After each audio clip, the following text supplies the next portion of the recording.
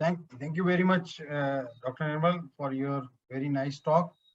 And we all benefited from your talk.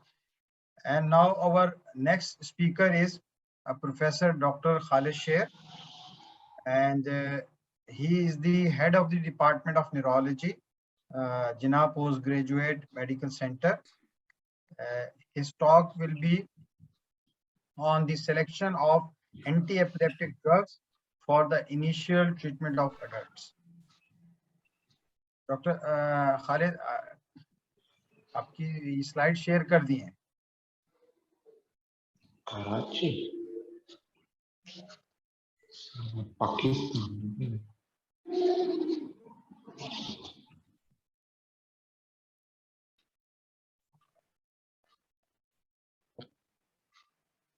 Can you hear me? Yes, आप शुरू कर दें sir. Thank you, Dr. Malik. And we had very nice talk from Dr. Nirmal as well. He told many things about selection of drugs in his lecture to us. My topic is selection of anti-epileptic drugs for the initial treatment of adults. So I will try to limit myself to first and second generation anti-epileptics in the beginning, and then I will move to third generation anti-epileptics while deciding about selection process.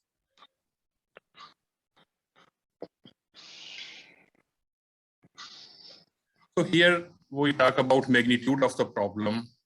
Epilepsy affects approximately 1 in 100 adults, as you told us before. So it is relatively common condition worldwide. And so when we talk about selection of anti-epileptic drugs, there are different issues which must be kept in mind while deciding about selection process. First, is treatment justified? Is patient truly epileptic? When to start treatment? As we were told by Dr. Nirmal in his initial presentation. How to start drug treatment? My talk will be about which anti-epileptic drug, which dosage. Other important issues are when should anti-epileptic combinations be used? What are risks associated with anti-epileptic drug treatment? And how long should treatment be continued? So these are important issues. Everything needs to be justified.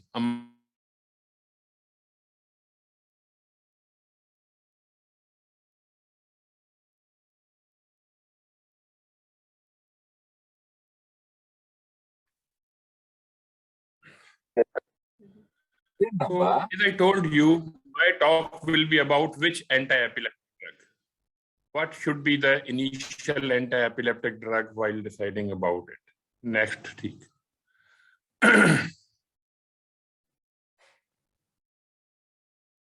So here you can see timeline of development of these medications for last 1 century. We start with bromide, and finally we come to phenobarbital, and over time we have newer anti-epileptics. And here we can see second and third generation anti-epileptics up to 2000.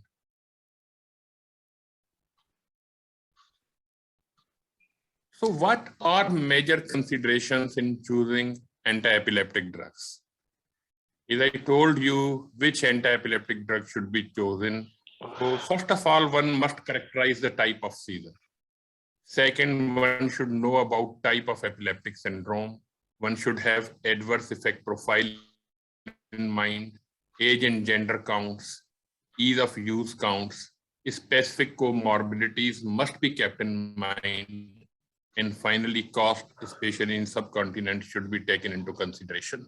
So these are major considerations while choosing anti-epileptic drugs. And we do choose these drugs on basis of all these factors. And cost also counts, especially in third world countries as well.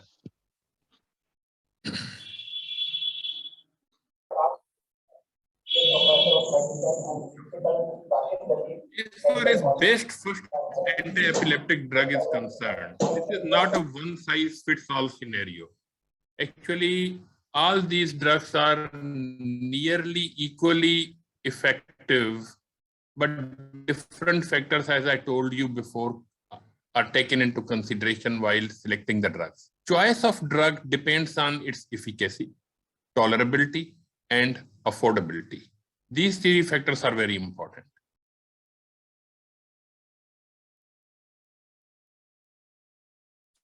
So, as far as best first anti-epileptic drug, as I told you before, what is efficacy? Efficacy is determined by the type of seizure, whether it is focal onset seizure or generalized onset seizure, or if you are able to characterize the epileptic syndrome.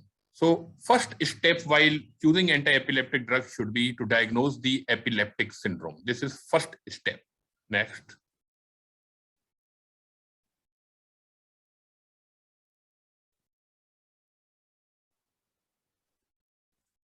Now we have step 2. If it is not possible to diagnose the epileptic syndrome, then you should try to exclude JME or absences in adult patients. Because these two epileptic syndromes or these two phenomena may confuse epileptic drug selection by you. Because carbamazepine, which is very commonly used first-line anti-epileptic, and phenytoin will aggravate juvenile myoclonic epilepsy. Similarly, carbamazepine, phenytoin, tiagabine, and vigabatrin will aggravate absence seizures. So first step is try to characterize the epileptic syndrome. If it is not possible, then at least try to exclude myoclonus or absences in the clinical picture. Now, third step, even if it is not possible, then try to find out the type of seizure, whether it is focal onset seizure or generalized onset seizure. So first step, epileptic syndrome. Second, rule out JME or absence seizures. And finally, if it is not possible to characterize on these bases, then go for focal onset or generalized onset seizure semiological characteristics. Next. Now, as I told you, first step is to identify the epileptic syndrome. Why should we identify the epileptic syndrome? Similarly, there are two main reasons. First, whether to investigate the patient further or not. If you have diagnosed the epileptic syndrome, there is no need for further investigations, unnecessary investigations. Which drug to choose for the control of seizure? If you have idea about exact epileptic syndrome, then you are clear about drug selection. That is the reason why we should identify the epileptic syndrome. And third, to predict the prognosis. If we know about the epileptic syndrome, then we can predict the outcome of our treatment as well as outcome about disease process itself.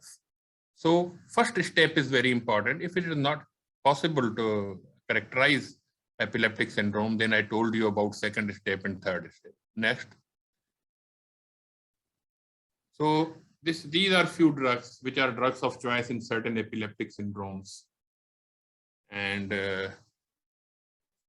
traditionally, we have febrile seizures where rectal diazepam may be helpful, West syndrome, vigabatrin, ACTH, Lennox, Gestat, valproate, lamotrigine, topiramate.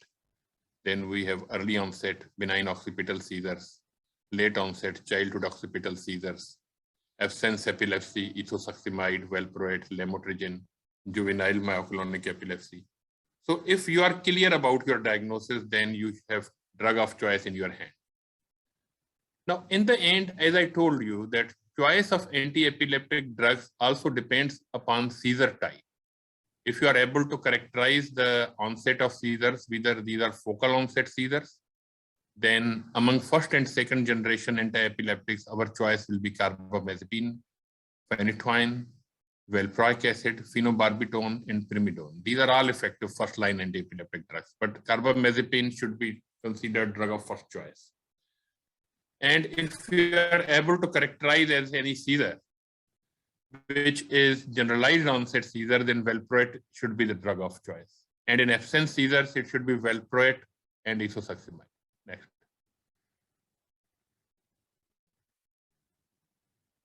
Now, if you cannot characterize the seizure, if you cannot characterize the epileptic syndrome, then we can use some broad spectrum anti-epileptic drug. Among first and second generation anti-epileptics, valproate, lamotrigine, topiramate, and levetiracetam are broad-spectrum anti-epileptic drugs. And they may be used if you do not meet the initial criteria and if you are not clear about nature of seizures, their onset phenomena, all these things. Next.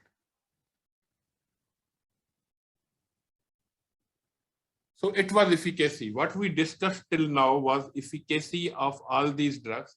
They were equally effective, efficacious, but there were different factors which were taken into consideration. Second point is tolerability. And third point is affordability. While selecting initial treatment for epilepsy in adults, valproate and carbamazepine are better tolerated than phenobarbital or phenytoin.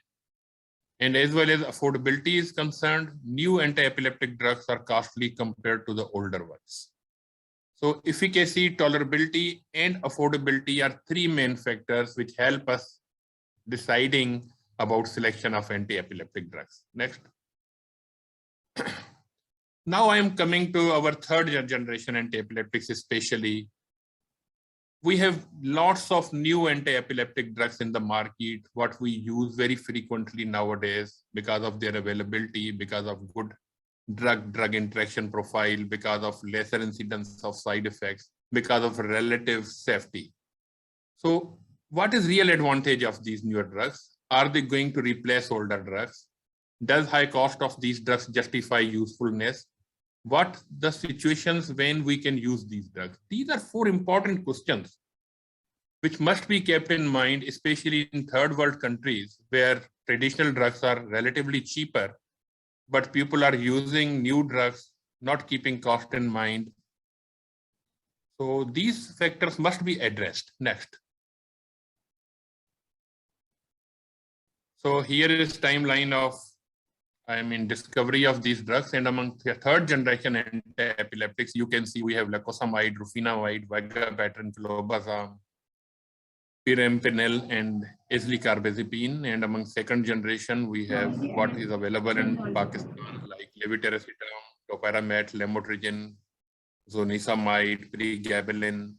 So we have many medications. There must be some justification when you select anti-epileptic drugs for initial treatment of adults. So I will tell you this thing in next slide. Okay.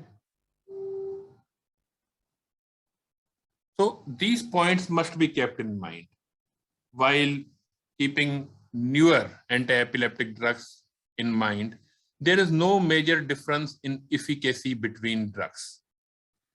There is major difference in side effect profile. This factor does help us sometimes while selecting anti-epileptic drugs as an initial treatment.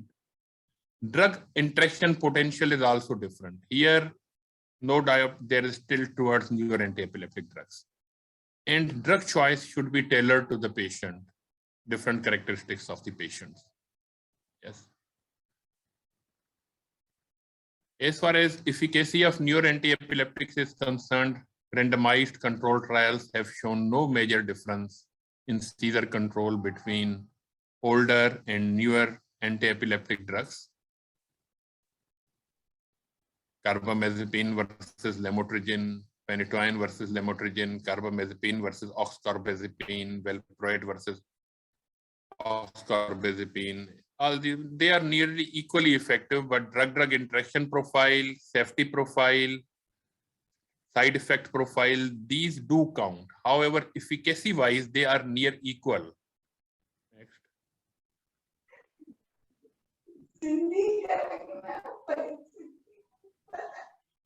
So these are UK NICE guidelines for the use of newer anti-epileptics, and I would suggest my listeners that these must be kept in mind while selecting newer anti-epileptics as an initial treatment in our country or in our subcontinent.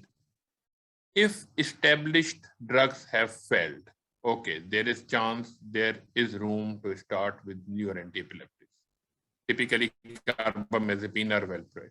If most appropriate older drug is contraindicated, for example, absence seizures in female of childbearing age, where valproate cannot be used, it is contraindicated. If older drugs could interact with other medications, if older drugs are already known to be poorly tolerated by the patient, if patient is a woman of childbearing potential. All these factors, according to UK NICE guidelines,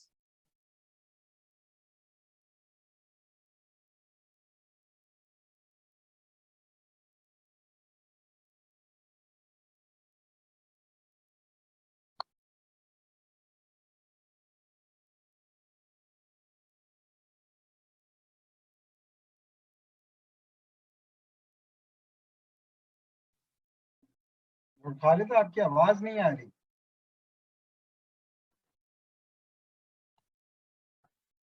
sir disconnect हो गया उनका।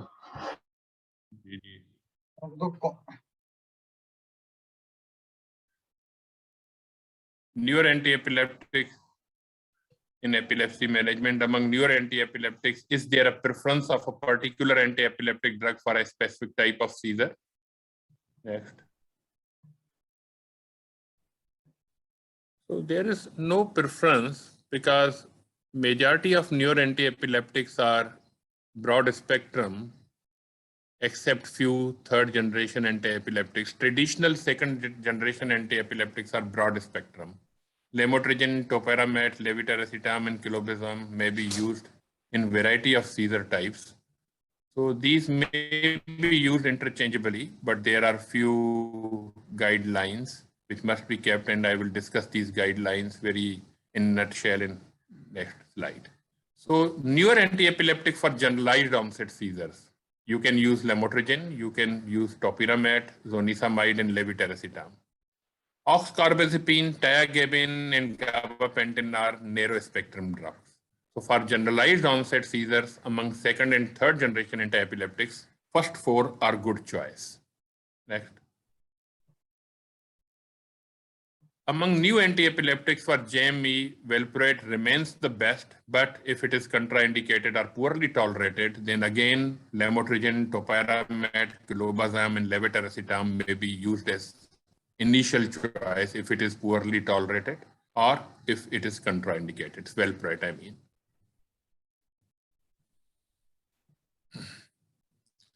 Newer anti-epileptics for focal onset seizures. Again, as I told you, broad spectrum lamotrigine, levetiracetam, zonisamide, topiramate may be used, and among narrow spectrum newer anti-epileptics, oxcarbazepine is very good choice. Efficacy is the same as that of carbamazepine or phenytoin for all these new anti-epileptics. As far as tolerability of new anti-epileptics is concerned, gabapentin, levetiracetam, lamotrigine are well tolerated, while for oxcarbazepine, tiagabine, topiramate, and vigabatrin, you know there is higher treatment withdrawal rate.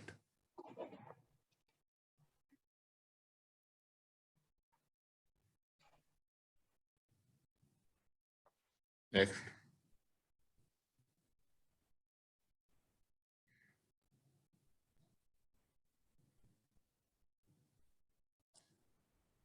As far as effect on cognition is concerned, levetiracetam, lamotrigine have no effect.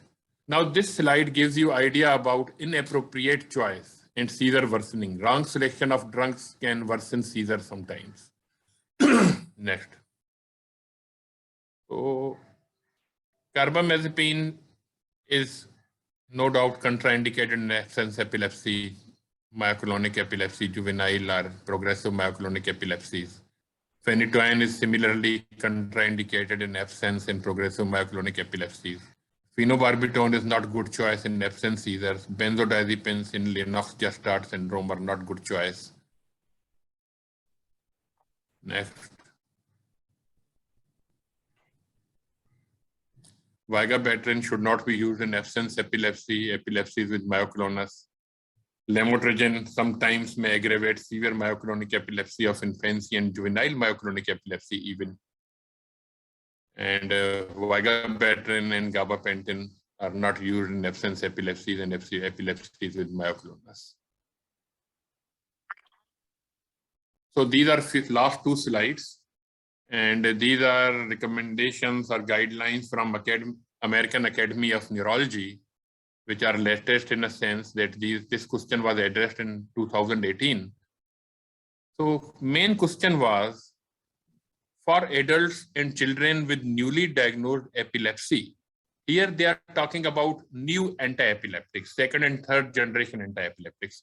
Question which was put, for adults and children with newly diagnosed epilepsy are clobazam, islicarbazepine, ezogabine, felbamate, gabapentin, lacosamide, levetiracetam, lamotrigine, oxcarbazepine, pyrampinil, pregabalin, rufinamide, tiagabine, topiramate, vigabatrin, and zonisamide, effective individually as monotherapy in newly diagnosed epilepsy. And how does their efficacy and tolerability compare with those of older anti-epileptics? कहने का मकसद यह है कि जो second और third generation anti epileptics हम market में देख रहे हैं, हमारे पास लेकोसामाइड है, लेमोट्रिजिन है, ऑक्सकार्बेजेपिन है, प्रीगेबलिन है, लेविटेरासिटाम है, पाकिस्तान में टोपैरामेट है, जोनिसामाइड मिल जाती है, वाइगाबेट्रिन मिल जाती है। सवाल ये था अमेरिकन एकेडमी ऑफ न्यूरोलॉजी के सामने कि क्या एज ए मोनोथेरापी उन्हें यूज किया जा सकता है इन न्यूली डायग्नोज्ड एपिलेप्टिक पेशेंट। एक ही स्लाइड बाकी रह गई है मेरे ख्याल में, इसका जवाब उस स्लाइड में है जो कि नटशेल में है, और that is for American academy of neurology. So these are recommendations for monotherapy in adults with new onset epilepsy with focal epilepsy or unclassified tonic-clonic seizures. अगर आप ये करेक्टराइज करने में कामयाब हो जाते हैं कि पेशेंट को फोकल एपिलेप्सी है, फिर वो चाहे फोकल अवेयर एपिलेप्सी है, फोकल इंपेयर्ड अवेयरनेस एपिलेप्सी है, या focal bilateral tonic clonic epilepsy है, या आपको पता है कि पेशेंट को टॉनिक क्लोनिक कंपोनेंट है but these seizures are unclassified, whether these are focal onset और जनरलाइज्ड ऑनसेट, ऐसी सूरत में ये रिकमेंडेशंस हैं। We have level B recommendation for lamotrigine. It can be used as monotherapy in patients with focal onset epileptic seizures and unclassified tonic-clonic. We have level B and level C recommendation for lamotrigine level B and gabapentin level C to decrease seizure frequency in patients more than 60 years of age. We have level C recommendation. It means levetiracetam may be considered to decrease seizure frequency. We have similar level C recommendation for zonisamide in these focal onset seizures and unclassified tonic-clonic seizures. We have level C recommendation for vigabatrin even, but toxicity profile is higher in case of vigabatrin. Pregabalin के लिए भी level C recommendation है, बाकी चीजें जो हैं वो नहीं। हमारे कहने का मकसद ये है कि हम लेमोट्रिजिन, लेविटेरासिटाम, जोनिसामाइड और किसी हद तक gabapentin as a monotherapy use कर सकते हैं फोकल ऑनसेट सीजर्स में as an initial drug selection. Even we can use them as a monotherapy as an initial treatment in unclassified tonic clonic seizures as well. तो हम traditionally तो अपनी medicine use कर ही रहे हैं फर्स्ट जनरेशन, लेकिन ये चीजें भी यूज हो सकती हैं।